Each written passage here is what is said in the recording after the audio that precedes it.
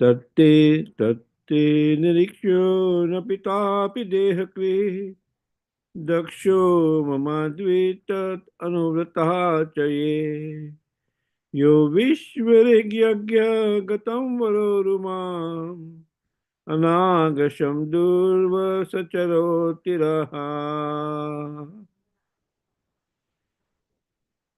Translation. Therefore, you should not see your father, although he is the giver of your body, because he and his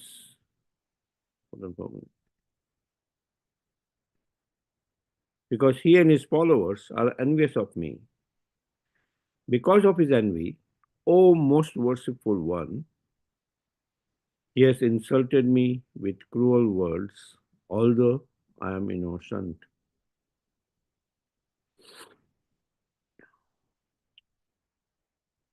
For a woman, both the husband and the father are equally worshipable. The husband is the protector of a woman during her youthful life, whereas the father is her protector during her childhood. Thus, both are worshipable, but especially the father because he is the giver of the body. Lord Shiva reminded Sati, your father is undoubtedly worshipable, even more than I am, but take care, for although he is the giver of your body, he may also be the taker of your body. Because when you see your father, he may insult you because of your association with me. An insult from a relative is worse than death, especially when one is well situated. And next verse. यदि व्रजयसि अथाय मद्वचो भद्रं भवत्या न ततो भविष्यति सम्भावितस्य स्वजनात् पराभावो यदा स सद्यो मरणाय कल्पते.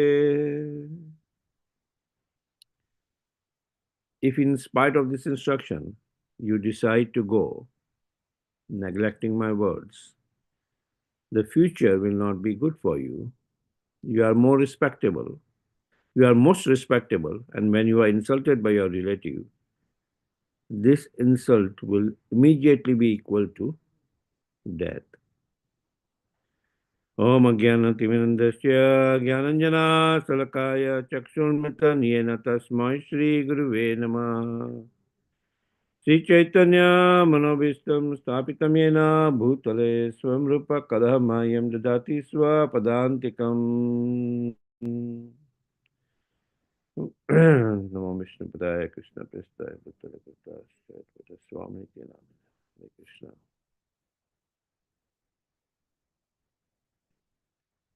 So, here in this chapter, these are the last two verses.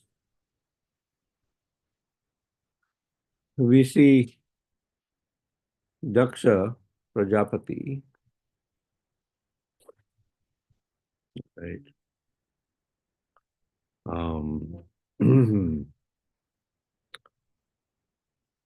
He, in the previous chapter, had insulted Lord Shiva, his son-in-law, um, as his daughter Sati was married to Lord Shiva under the behest of Lord Brahma, right? So he had insulted Lord Shiva, and that had caused a big uproar where Lord Shiva got no, Lord Shiva was insulted. The followers of Lord Shiva could not take it. They in turn cursed no, Daksha Prajapati, and the Brahmanas assembled there, and then Bhigu Muni was a head priest there. He curses. So all these things happened in the previous chapter. And then we see in this chapter where Daksha Prajapati prepares to do another sacrifice. And when he's preparing to do another sacrifice, knowing the situation, the past, what had happened, and since he was envious of Lord Shiva, not in good terms with Lord Shiva, he did not invite Sati, his daughter, and Lord Shiva. Sati, hearing that she is not invited, but her father is preparing for the sacrifice, she wanted to go to her father's place along with her husband, right? When, especially among women, uh, when when her other sister is going with their husband,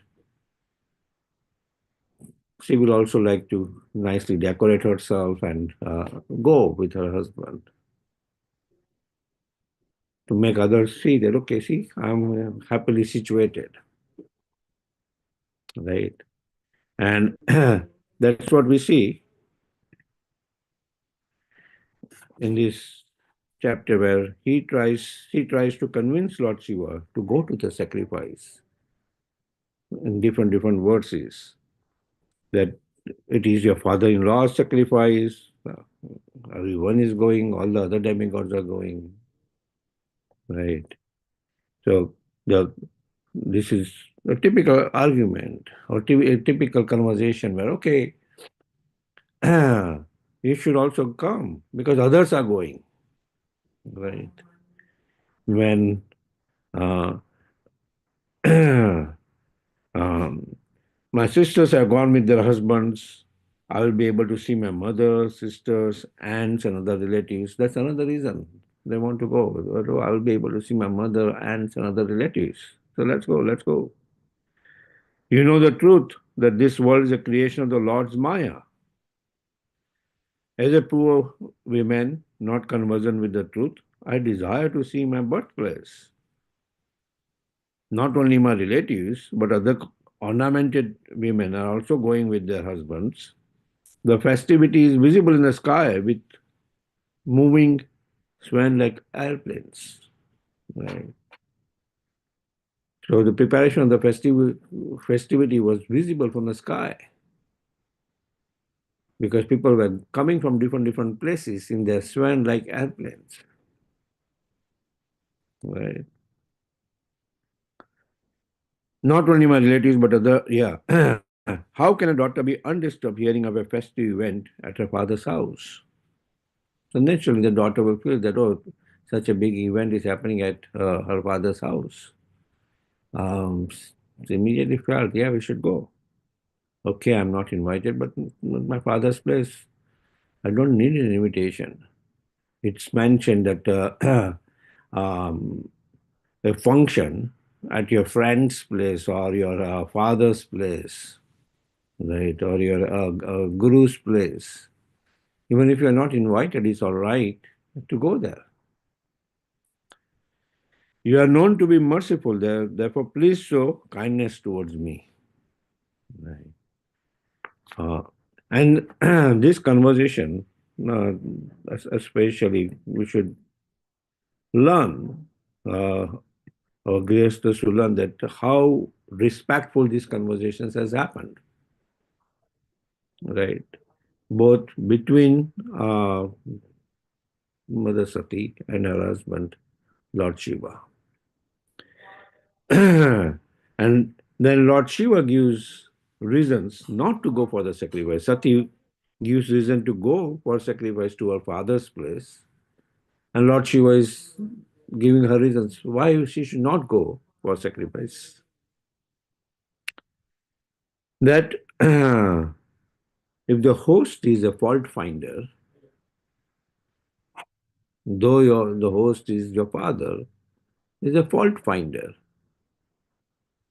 Just because I did not stand up when he came in the assembly, he got insulted. He started immediately found a fault in me. If he's a fault finder, one should not go. He has the qualities of a proud person, right? Because of his knowledge, austerity, wealth, beauty, youth, and heritage, became faults in a proud person. If the person is himself proud and arrogant, plus additionally, if he has any of these qualities, it adds fuel to the fire and he becomes more proud, right? He becomes more proud. He he's a disturbed and angry host, uh, and when relatives speak harsh words, they are worse than death. So why one should go to the relative's place? um, Another thing, so in that sense, then um, Mother Sati is saying, "I will go alone. You need not come." Right. And further, Lord Shiva is mentioning your connection with me. It is clear that you are the favorite of Daksha, yet you will not be honored at his house. Yet you will not be honored at his house because your connection with me, though you are favorite to your father Daksha. Right. And further, Lord Shiva is saying that how false ego in your father has led to envy. He is envious of my position. Right. That further, uh, Mother Sati is asking, I believe that you did not hate Daksha, however, he is your father in law. So you should have reason from your seat to respect him. So this is for the questioning to Lord Shiva that, okay, I believe that you do not hate Daksha. However, since he is your father in law, you should have risen from your seat when he came. Right. And to that, Lord Shiva was answering that I was absorbed at that particular time in the lotus feet of the Supreme Lord. So when I was absorbed in the lotus feet of the Supreme Lord, even by not glancing at Daksha upon his arrival, he should have felt respected. Because ultimately, when we offer respect to anyone, the person should not take that respect to himself, but he should pass it on to the super soul. And since I was absorbed in the super soul himself, he should not feel neglected. The person should also feel respected. And to that, Mother Sati is saying that how could you be in samadhi at that time? Right. This question cannot be asked since samadhi is not dependent on Lord Shiva, but it is dependent on the Lord.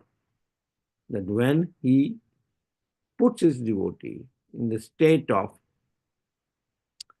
Vasudeva Sattva or Vishuddha Sattva, full consciousness of the Supreme Personality of Godhead, full consciousness of the Supreme Personality of Godhead. And then when we come to these words where he's further saying with all these reasons which I have given, you should not go to your father's place. Though he is worshipable, uh, the father is worshipable because um, you were protected uh, during your childhood at your home, right? You were protected by your father. Therefore, he is worshipable. And the husband is also worshipable because he is protecting you during your youth. But even among both of them, the father is more respectable or worshipable because he is also the giver of your body, right?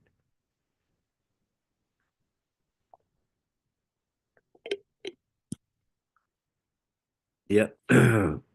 But since he's envious of me, I would advise not to go to the sacrifice which he is performing, though you have this ardent desire to go to his place. And despite my saying, if you neglect my words and you still go, the future will not be good for you. Because if he insults an insult from a relative, especially a father, right, that insult will be equal to death. Right? That insult will be equal to death.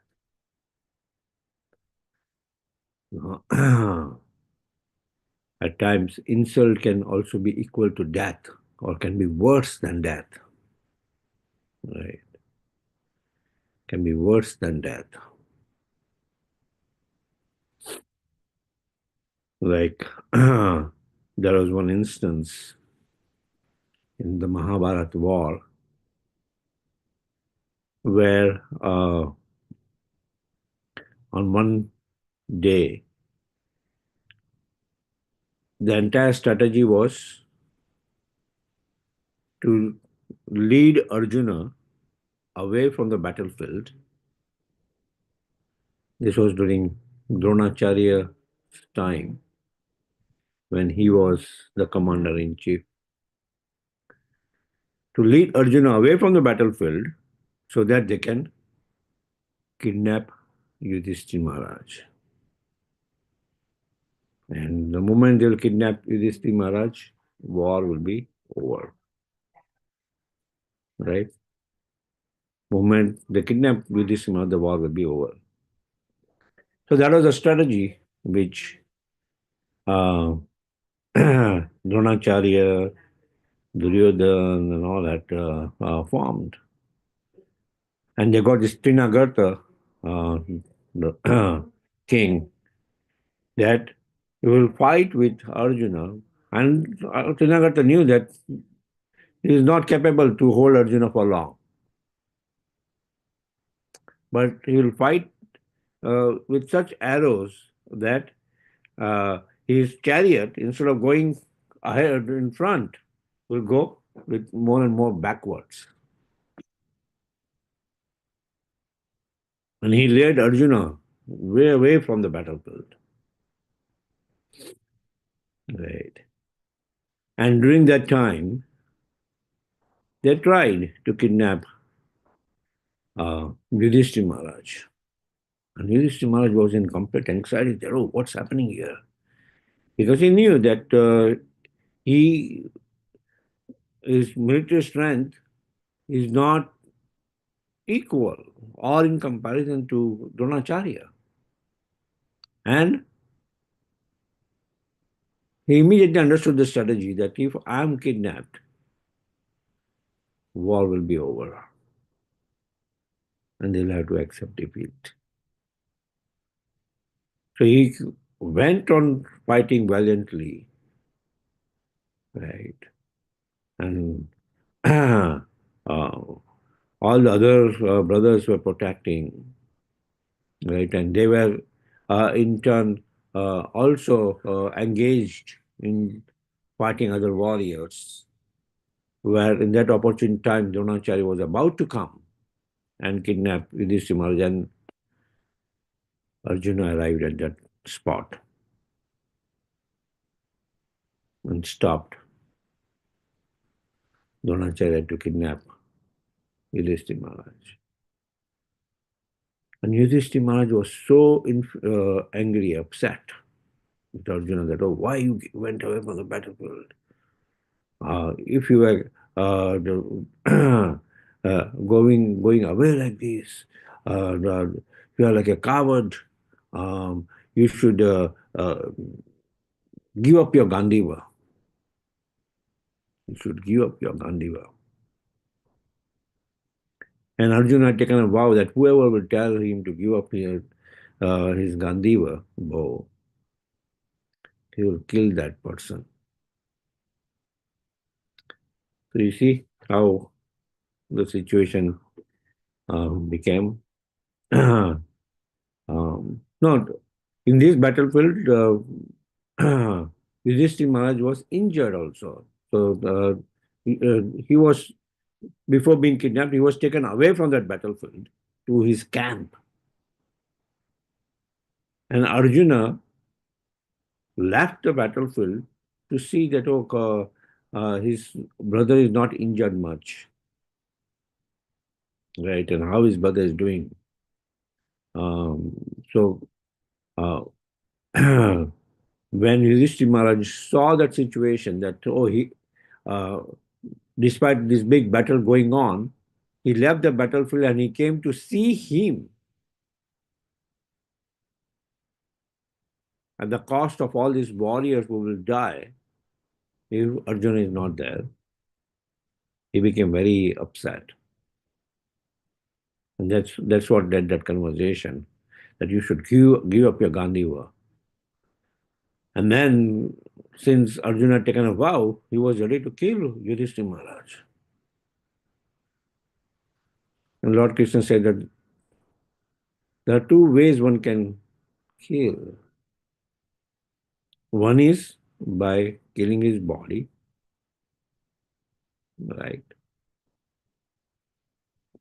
So that the body becomes dysfunctional and the soul has to leave that body. And the other one is by insulting him. Dishonor for a Kshatriya is worse than death, right? By insulting him. So Arjuna then insults in so many different ways by speaking harsh words, right? That you are a coward, you left the battlefield, you are a coward, that you put your wife at in the this entire war is happening because of you. You lost everything, your kingdom, and then you also put your wife in that gambling match, right? And you lost, right? So in different ways, Arjuna insulted, and then it got realized that it's because of he had taken a vow, uh, because Yudhishthira Maharaj in his anger had mentioned that you should give up your Gandiva. Right.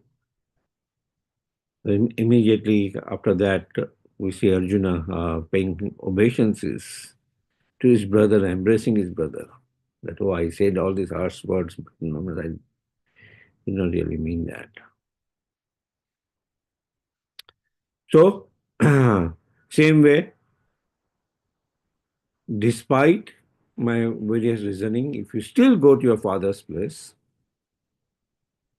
right, you will be insulted, and that insult will be worse than that. And that's what now he pre-warns Mother Sati. So this is quite instructive, right? That in Grihastha life, normally you will see these kind of conversations happening. But how respectful the conversations went between Mother Sati and Lord Shiva. Right. So I want to go to my father's place, and you should also come to my father's place. And these are various reasons given by her. And how Lord Shiva, is in turn advising her not to go, though she has this desire to go, and though she is favorite of her father, but her father is envious. Right? Her father is envious of Lord Shiva's position. That is a uh, qualitative incarnation of the Supreme Lord, Guna Avatar. Right? So he's envious of Lord Shiva's position. Though he's my son-in-law, and he has this advanced position, Guna Avatar, his advanced position, and he has no sense of dressing himself, that in various ways. A person can become envious, right? And envy is the root cause. But envy is the root cause for us being in this material realm, right? We are, due to our false ego, we are envious of the position of the Supreme Lord. Why he is the enjoyer, why he is the proprietor, why he is the controller. I want to enjoy separately from the Supreme Lord. That's why we are here, trying it out to enjoy in the field which is also created by the Supreme Lord, with the means which is also created by the Supreme Lord. But still, we want to forget the Supreme Lord and try to enjoy separately from the Supreme Lord. Right? So that's instructive. We have 1 minute left.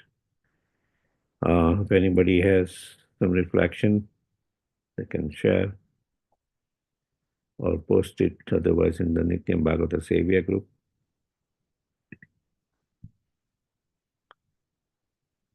Hare Krishna Prabhu, please accept my obeisance. All Guru Shri Prabhupada. Please accept my I have a question, Prabhu. I can post it in the Nitya group, Prabhu. Okay, okay. Thank you, Prabhuji. Haribol. Haribol. Okay, we are at 7 o'clock. I'd like to wish everybody a safe and Krishna conscious day and week ahead.